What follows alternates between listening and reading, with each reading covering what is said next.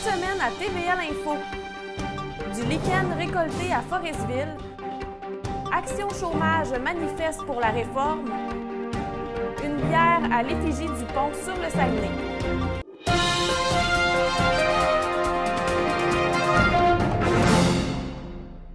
L'abondance du lichen sur la Côte-Nord est utilisée pour alimenter les caribous retenus en captivité en Gaspésie. C'est la première fois que cette ressource est récoltée dans la région à cette fin.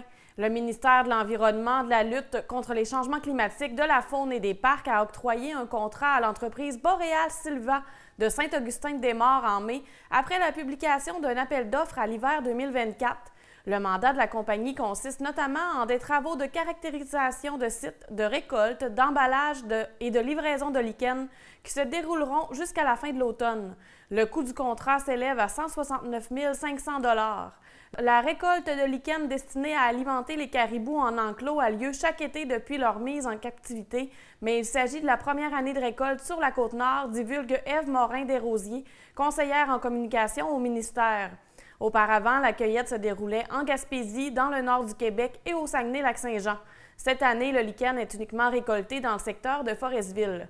Ce projet de récolte est nécessaire puisque les enclos, bien que boisés, ne contiennent pas de lichen terricole. Cependant, ces végétaux représentent plus de 30 % de la diète annuelle des caribous en nature et jusqu'à 50 % de leur diète en hiver, selon Mme Morin-Desrosiers. Dans l'optique d'une remise en liberté des caribous, il est donc important de maintenir une diète la plus similaire possible à celle en nature. Les lichens n'étant pas des végétaux commercialisés, la seule avenue est alors leur récolte en nature.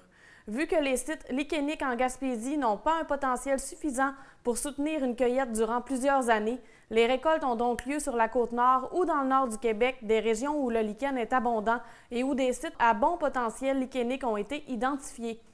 La récolte est planifiée pour également laisser un temps suffisant à la régénération dans une perspective d'aménagement durable, assure la conseillère en communication. Les sites à lichen présents dans l'habitat du caribou de la Côte-Nord sont d'office retirés de la planification de récolte afin de ne pas impacter les caribous de la région. Les lichens ne sont pas consommés par des animaux autres que les caribous, sauf peut-être les bœufs musqués, mais ils remplissent divers services écosystémiques, rappelle la porte-parole. C'est pourquoi la récolte suit un protocole strict avec des pourcentages de récolte autorisés dans chaque site qui ne peuvent excéder 30 à 40 % du site. D'ailleurs, les endroits de récolte ne sont pas choisis au hasard, ils sont pré-identifiés par une analyse cartographique et validés sur le terrain par l'entreprise ayant obtenu le contrat. Ensuite, une caractérisation est réalisée, mesures et photographies, afin de déterminer le potentiel en lichen du site. Finalement, le ou les sites qui seront récoltés dans l'année sont sélectionnés selon la quantité de lichen requise. Le lichen est cueilli manuellement selon un protocole donné. Une fois ramassé, il est mis à sécher sur des tamis étagés afin d'aboutir au degré de séchage souhaité pour sa conservation à long terme. Ensuite, il est ensaché pour être transporté jusqu'au site des enclos. Les caribous de la Gaspésie ne demeureront pas en captivité ad vitam aeternam. La mise en enclos est une mesure temporaire destinée à la protection des populations isolées de caribous en situation de grande précarité. Il n'y a aucun plan de déplacement des caribous sur la Côte-Nord, cette option n'est pas envisagée. Actuellement, on retrouve 19 caribous dans une installation de garde en captivité et une portion demeure en liberté. Les femmes sont plus affectées que les hommes par le trou noir de l'assurance-emploi. Un régime sexiste et injuste dénonce Action chômage Côte-Nord. Alors que s'amorçait la Semaine nationale des chômeurs et chômeuses, l'organisme nord-côtier et l'Alliance interprovinciale ont tenu le 28 octobre un grand rassemblement festif devant les installations du Traversier à Tadoussac. L'événement, organisé en collaboration avec le Mouvement autonome et solidaire des sans-emploi, avait pour but de remettre à l'avant-scène la cause des travailleurs de l'industrie saisonnière régionale en exigeant une réforme du régime de l'assurance-emploi. Comme les femmes occupent une large part des emplois de l'industrie saisonnière, elles sortent généralement perdantes d'une telle approche au problème du chômage en région, selon la directrice d'Action chômage Côte-Nord, Lynne Sirois. À preuve, le fait que les emplois saisonniers dans l'industrie touristique de la Côte-Nord sont souvent féminins et moins bien payés que les autres, dit-elle. Selon l'organisme, le quart de la population active de la région travaille dans l'un ou l'autre des divers secteurs saisonniers et 21,5 % de ces mêmes emplois saisonniers sont à temps partiel et majoritairement occupés par des femmes. C'est injuste et inacceptable, lance Mme Sirois. Action Chômage exige que le gouvernement fédéral mette fin à un tel dysfonctionnement du régime de l'assurance-emploi. Selon l'organisme, il faut le laisser remplir son rôle de filet social sans égard au statut d'emploi à temps plein ou à temps partiel des prestataires, non plus qu'à leur sexe, leur orientation ou leur identité de genre. De son côté, le président du Conseil central CSN Côte-Nord, Guillaume Tremblay, a rappelé que la Côte-Nord est la seule région du Québec à afficher une baisse de sa population et les défaillances du régime d'assurance-emploi n'y sont pas étrangères selon lui. Lors de l'événement de Tadoussac, les participants ont eu droit à une dégustation du pudding chômeur d'Action Chômage, ainsi qu'au dévoilement d'une bannière géante sur laquelle on peut lire « Pour que la réforme prenne forme ». Plusieurs représentants régionaux et nationaux ont pris la parole, tandis que des membres d'Action Chômage distribuaient des tracts aux automobilistes en attente d'un traversier. Vu que la campagne électorale fédérale devrait se dérouler au printemps 2025 ou peut-être même plus tôt, le temps presse pour apporter des améliorations au programme d'assurance-emploi, fait savoir Action Chômage. Bientôt, le projet de construction d'un pont sur la rivière Saguenay deviendra un enjeu politique au Québec. Les résultats des études sont imminents et la coalition Union 138 passe à la vitesse supérieure afin de mobiliser encore plus la population. C'est pourquoi elle a lancé une bière à l'effigie du pont le 24 octobre au centre Manashakoun d'Essipit. Créé par la microbrasserie La Chasse-Gardée de Sacré-Cœur, ce produit local est nommé Ashukan, ce qui signifie un pont en Innu-et-Mun. Il se veut rassembleur et mobilisateur. On veut passer à une deuxième vitesse, affirme le porte-parole de la coalition Union 138, Guillaume Tremblay, qui se réjouit du travail accompli par l'organisation au cours des dernières années, notamment pour mettre le projet sur la place publique et le faire connaître à la grandeur du Québec. Ce dernier souhaite que la population embarque et s'affiche avec la bière. Selon le porte-parole, l'enjeu politique derrière le pont sera encore plus important dans les mois à venir. Le coût associé à la construction d'un pont sera dévoilé, mais les Nord-Côtiers devront convaincre le gouvernement du Québec d'aller de l'avant avec le projet. Pour l'instant, la bière sera distribuée dans quelques points de dépôt en Haute-Côte-Nord et à l'île d'Anticosti. Une quantité limitée a été produite, mais il sera possible de la renouveler si la demande est présente. La coalition précise qu'elle n'a aucun intérêt financier dans la distribution de cette bière. Les partenaires de la coalition Union 138 présents au lancement de la bière ont profité de l'occasion pour rappeler l'importance d'un pont pour le développement économique de la région et du Québec. Le chef de la Première Nation des Inuits-Issipites, Martin Dufour, a soutenu que la nation Innu demeurera derrière le projet jusqu'à la fin. De son côté, la porte-parole de l'Assemblée des MRC de la Côte-Nord pour le dossier du pont sur le Saguenay, Micheline Anctil, a mentionné que les élus ne se mettent pas à genoux pour quémander un pont. Ils demandent le juste retour de l'exploitation des ressources de la Côte-Nord dans plusieurs domaines. Pour Marc Gilbert, président de la Société du pont sur le Saguenay, les traversiers ne sont plus la solution et il est temps de passer à autre chose. Il a rappelé que les nouveaux bateaux ont coûté plus cher que prévu et que les frais d'opération ont complètement explosé. La preuve que le système est saturé et que le pont est nécessaire, conclut Guillaume Tremblay. Aller consulter à l'urgence avec un poupon ou un enfant en bas âge n'est pas chose simple. L'urgence de Forestville a voulu faciliter l'alimentation des bambins en créant un espace adapté aux familles.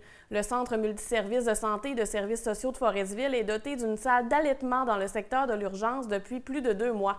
On y retrouve un fauteuil berçant, un coussin d'allaitement, une table à langer et un chauffe-biberon. Tout ça derrière un rideau pour plus d'intimité. Le projet est une demande d'espace famille situé à Forestville, mais a été réalisé par l'infirmière clinicienne en périnatalité et scolaire au CLSC de Forestville, Gabrielle Mercier-Morissette. Auparavant, les familles avaient accès à des tables à langer dans les salles de bain sans plus. Le club Lyon-Longrive, Portneuf-sur-Mer-Forestville-Colombier a finalement été approché pour financer la totalité de ce nouvel espace bébé au coût de 1 100 $. Notons que l'endroit est réservé aux mamans et aux papas qui souhaitent nourrir ou se reposer avec leurs enfants. Les patients en attente à l'urgence ne peuvent pas utiliser la pièce. Une affiche à cet effet a d'ailleurs été disposée près du lieu. L'ouverture d'une nouvelle bibliothèque dans la communauté Innu d'Essipit viendra démocratiser et simplifier l'accès à la lecture pour les membres de la communauté. L'ouverture officielle de la bibliothèque s'est déroulée le 21 octobre au centre Manakashun dans le cadre de la Semaine des bibliothèques publiques. Des lecteurs de tous les âges étaient présents lors de cette première journée, rendue possible grâce au travail de Joanne Bouchard, agente de développement culturel d'Essipit. Le chef de la communauté, Martin Dufour, espère que cette bibliothèque deviendra un lieu de rencontre et de partage où chacun pourra apprendre et grandir dans le respect et la compréhension mutuelle.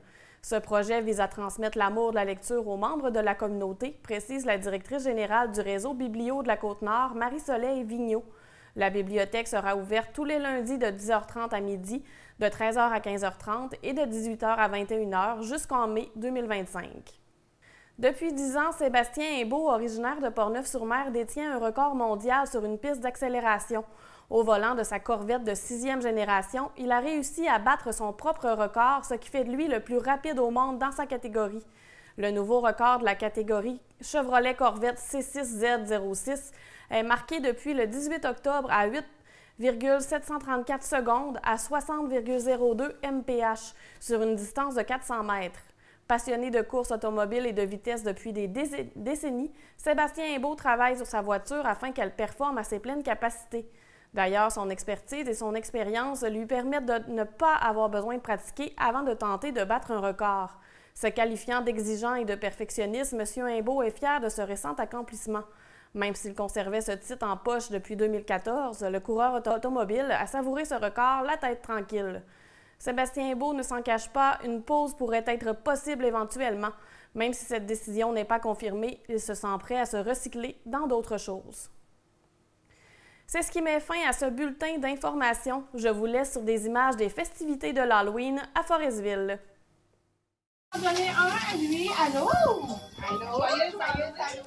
Cette année, l'Halloween s'est déroulé sous une fine pluie à Forestville. Cela n'a aucunement empêché les familles de participer à la fête, bien au contraire, il y régnait une ambiance encore plus mystérieuse. Bien que la majorité des déplacements se sont faits en voiture pour les grandes distances, la prudence des automobilistes était bien présente. Beaucoup de familles se déplaçaient en marchant en grand groupe également. Au complexe Guy Ouellette, les enfants pouvaient parcourir un trajet dans la bibliothèque Camille Bouchard afin de récolter des bonbons à la sortie. Quant au centre d'action bénévole Le Nordais, les aînés étaient présents en grand nombre afin de pouvoir remettre des friandises aux enfants.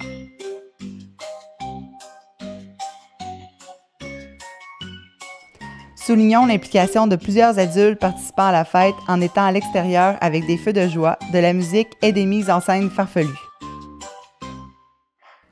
Certaines maisons avaient mis le paquet niveau décoration au grand bonheur des petits.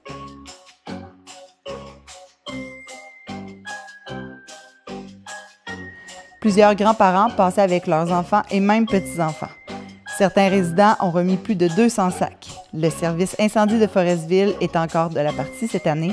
D'ailleurs, c'est toujours un des endroits préférés des enfants avec les véhicules qui mettent en fonction leur lumière d'urgence et les policiers qui se joignent au groupe.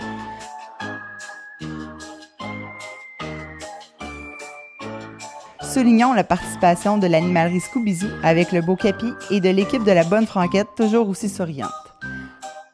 Encore une belle réussite pour Halloween 2024 à Forestville.